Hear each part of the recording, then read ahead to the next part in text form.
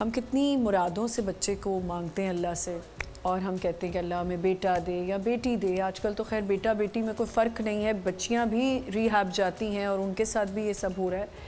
صرف میں یہ سوچ رہی ہوں کہ ان ماں باپ کی کیا کیفیت ہوگی اور کس طرح وہ اس چیز کو ڈیل کرتے ہوں گے. اتنی بری کیفیت ہوتی ہے کبھی کبھی جب ماں باپ لے کر آتے ہیں نا، because I have also worked in rehabilitation centers. So اس میں تو آپ کو ان پہ ترس آ رہا ہوتا ہے کہ بھئی ان کے پاس نہ بھی وسائل ہوں، وہ کہیں سے پیسے اکٹھے کر کے لے کر آتے ہیں کہ پلیز ان کا علاج کر دیں، کیونکہ ایسی کنڈیشن میں بچے کو دیکھا نہیں جاتا ماں باپ سے بالکل بھی. اس کے اندر پہ یہ ہوتا ہے کہ جب ایک تکلیف سے جب بچہ گزر رہا ہوتا ہے، پھر ملنے کی بھی اس طرح اجازت نہیں ہوتی، تو ماں باپ کے اوپر نہ دیکھ سکتے، تو ماں باپ بھی ایک بچہ تو کرائسس سے گزر ہی رہا ہوتا ہے، لیکن اس کے ساتھ میں رہنے والے بھی اتنے ہی کرائسس سے گزر رہے ہوتے ہیں، زیادہ کرائسس ایموشنل کرائسس ہے. تو ظاہر اس کا خرچہ پانی بھی کرنا ہے، سب کچھ کرنا ہے. ایک تو پہلے ہی فیملیز، اچھا جو ہم بار بار یہ بھی سوچتے ہیں نا کہ یہ صرف سلمز میں ہو رہا ہے ڈاکٹر صاحب، یا یہ اتنی ایلیٹ فیملیز میں ہو رہا ہے اور ان کو ریہیب بھیجا جاتا ہے. کل ہی ہم یہ بات کر رہے تھے کہ کچھ لوگ یہ سمجھتے ہیں کہ شادی کر دو گے تو ریہیبلیٹیشن ہو جائے گی.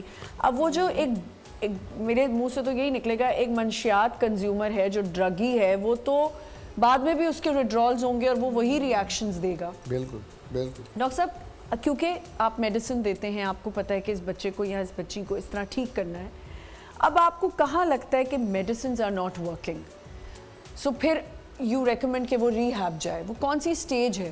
دیکھیں، جب شروع میں پیشنٹ آتا ہے اور نشہ کر رہا ہے تو ہی definitely need a detoxification period of around 7 to 14 days. اچھا، اس میں یہ ہوتا ہے کہ ڈپینڈنگ آن کہ وہ ڈرگس کیا لے رہا ہے، چرس ہے، ایمفیٹامینز ہیں، تو اس میں زیادہ سائیکولوجیکل ڈپینڈنس ہے، فزیکل ڈپینڈنس کم ہے، اس کے وڈرالز فزیکل اتنے نہیں ہوتے.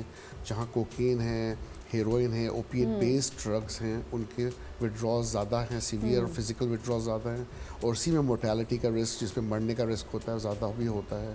تو اس میں لمبے عرصے کا ڈیٹاکس دینا پڑتا ہے، جس میں دوائیاں مست ہیں. پلز بھی آ جاتی ہیں جو آج کل ہم دیکھ رہے ہیں، ریوز ہو رہی ہیں، اور یہ جو بچوں کو بلایا جاتا ہے ریو پارٹی ہے، اس میں جو پلز دی جا رہی ہیں، that is speed amphetamine basically, وہ اسٹیمولیٹ کرتی ہے and that gives you that energy to dance for a long period of time, and then you just go in that other zone. Exactly.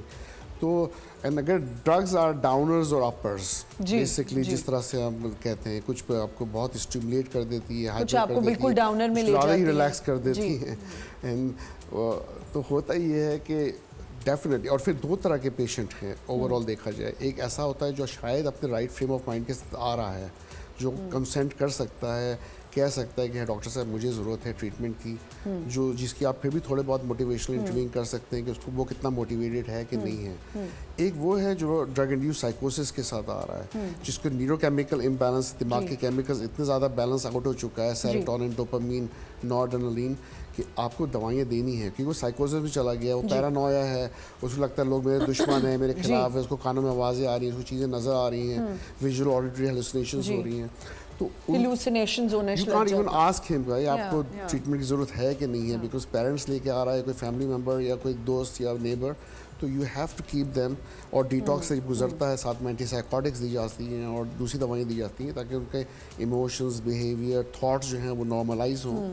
اس کے بعد دین we need psychological assessment کہ اب جو ہے وہ ڈیٹاکس سے گزر گیا، وڈرالز نہیں ہیں. ہاں، پھر اس کو موٹیویٹ کرنا، اس کو اس انوائرمنٹ سے نکالنا جس میں وہ تھا، وہ اسٹریٹجیز دینا، اس کی فنکشننگ کو بہتر کرنا، اس کو پروڈکٹیوٹی کو بہتر کرنا، اس کو رائٹ ڈائریکشن میں لے کے جانا، یہ پھر ریہیب کا کام ہے.